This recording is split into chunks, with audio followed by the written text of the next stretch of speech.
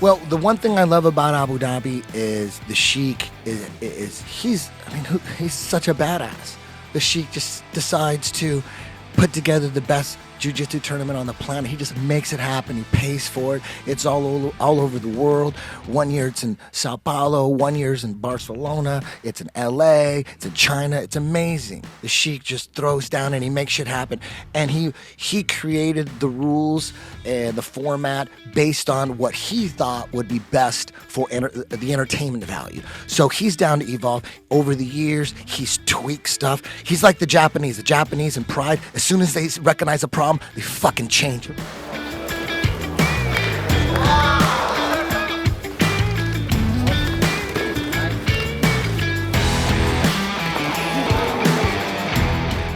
People have no idea what we're talking about. The Abu Dhabi is Abu Dhabi Combat Championships, right?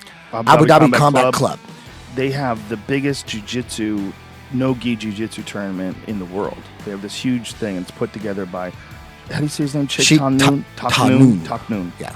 He is also part owner of the UFC, and he's a black belt in jiu-jitsu. He's a huge jiu-jitsu fan. So he put together like this enormous grappling competition. That's the most prestigious grappling event in the world. And so Eddie was just there in China. We're getting to the format, the rules. Yeah. So, one of the coolest thing that he changed was the same day weigh-in. He changed that shit. And not only is it, because generally, especially in MMA and pro MMA, you weigh in officially the day before. And then you have 24 hours to recover. So that's huge in deciding what weight category you're going to compete in and how you're going to lose the weight and how you're going to... It's massive. If you have to do a same-day weigh-in, ooh, shit, everything changes now. You can't have that crazy diabolical cut that you're used to. Now it's a little different. And the IBJJF changed it too. They make it...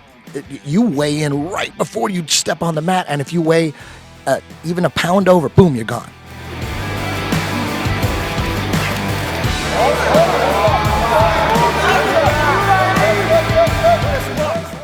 So Abu Dhabi, the Sheikh, he did the same thing. You do not only is it same day weigh-ins, but you got to weigh in. You got to weigh in the day before, the day of, and the next day if you make it to the third round.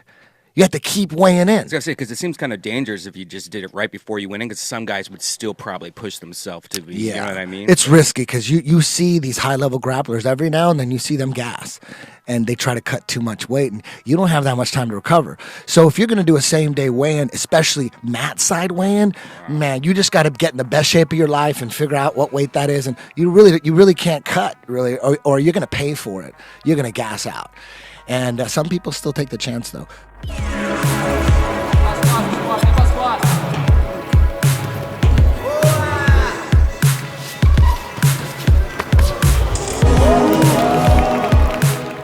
With the rules, the Sheikh decided the best thing to do to ensure action most of the time, because no matter how you put together the rules, not every match is gonna be exciting. You have to accept that, but you're always looking to make the majority. You're striving for the majority of the matches to be exciting. So in Abu Dhabi, every tournament does shit different. But in Abu Dhabi, they're 10-minute matches. The finals are 20-minute matches. But in these 10-minute matches, the first 5 minutes, there's no points at all. They don't count anything.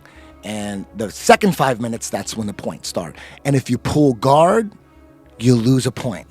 So that's huge when strategizing for a fight, because when you're competing in this... Explain to people why the first 5 minutes there's no points. That was instilled. Yeah, that was instilled so that if there's no points, you'd be fighters would take more chances, because generally if there's points counting all the time, you don't want to take any chances. One wrong slip, dude's up 2 points. Now he's up. He's just going to hold. He doesn't really think about the submission. He's just trying to get to the next round.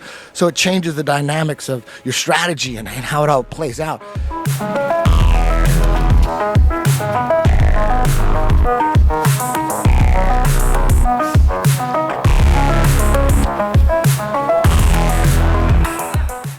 So the Sheikh thought, okay, let's try to shake it up.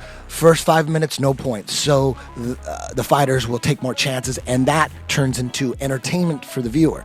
So that happens sometimes with some fighters. Like Jean-Jacques Machado, he took advantage of that. He went out there, pulled guard, and got the party rolling. He's like, okay, I'm going to sit down. You get on top. Let's go. I'm not going to spend 5 minutes trying to take you down. I'm not a wrestler. You wrestled your whole life. Let's just get the party started. I'll let you get on top. I'll kick the ball off to you. I'll let you receive first. How about that? That's all that is. So in the first round, guys will do that. They're like, I'm not going to spend all my energy trying to take a dude down. It's not a wrestling competition. So they sit down. The problem is, in the second half of the match, if you decide to sit down, you lose a point. So the ref goes points at 5 minutes. So wherever you're at, the next transition, that like if you already have the guys back at that 5 minute mark, they don't give you the points. You have to lose the back and then get it back. So a lot of weird stuff that I didn't understand, but again, the point of this weird format is to make it better. So the Sheik is always trying to make it better.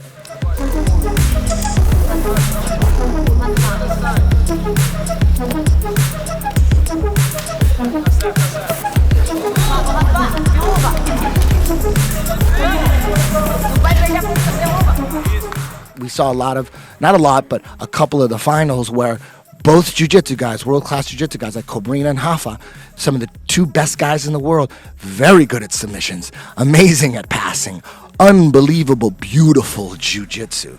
What you had in their match is nobody wanted to pull guard because in the finals, you lose a point right away. They don't give you, it's not the first half, no points. Well, and that really does come from guys just having shitty guards. It comes from people not realizing how dangerous a guard is if a guy's a real bad motherfucker with it. Yeah, and we saw that too. One of the competitors came in. He's a 22-year-old kid.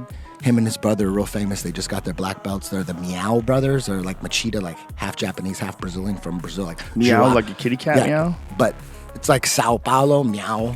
But it's not really like meow meow cat. It could be, but it's spelled, I think, Miyaao. They should get Brian to design their shirts. Totally. Well, these guys, all they do is pull guard and play De La Riva and spiral guard relentlessly. They don't stop. That's all they do. They're relentless. They have an infinite amount of cardio, and that's his style. He sits out. He has zero wrestling, so that's why he lost.